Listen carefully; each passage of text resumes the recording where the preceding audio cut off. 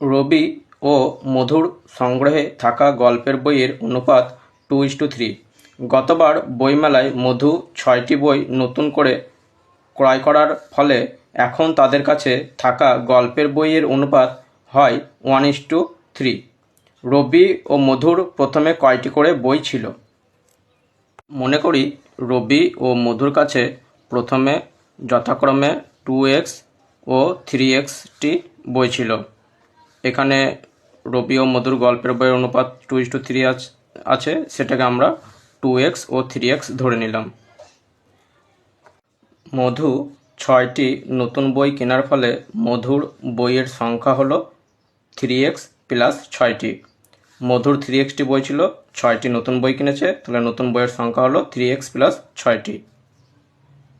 এখন রবি ও মধুর বইয়ের নতুন অনুপাত হলো 2x বাই 3x প্লাস 6টি। আমরা জানি যে ইস-টুকে আমরা বাই হিসেবেও লিখতে পারি, ঠিক আছে। এবার রবির বই 2xটি আছে, ও রবির বইয়ের কোনো পরিবর্তন হয়নি।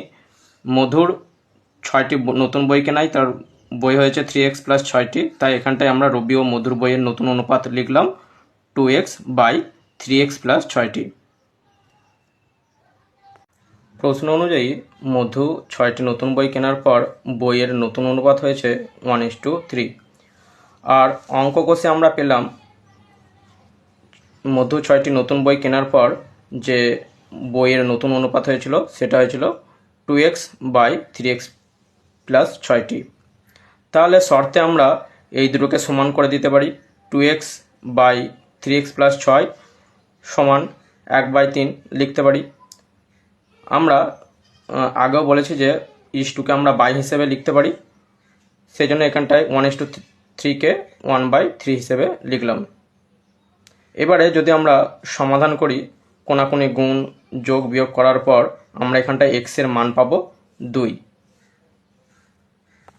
তাহলে রবির প্রথমে বই ছিল 2xটি, এখানে আমরা x এর মান 2 পেয়ে গেলাম। x এর মান 2 বসিয়ে দিলাম, তাহলে 2কে 2 দিয়ে গুণ করলে হয় 4টি, তাহলে রবির প্রথমে বই ছিল 4টি। একইভাবে মধুর প্রথমে বই ছিল 3xটি, এখানে আমরা x এর মান 2 পেয়েছি, সেই x এর মান আমরা এখানে বসিয়ে দিলাম, তাহলে 3কে 2 দিয়ে গুণ করলে আমরা পাবো 6। তাহলে এখানে অপশন বি হচ্ছে গিয়ে সঠিক উত্তর। ধন্যবাদ।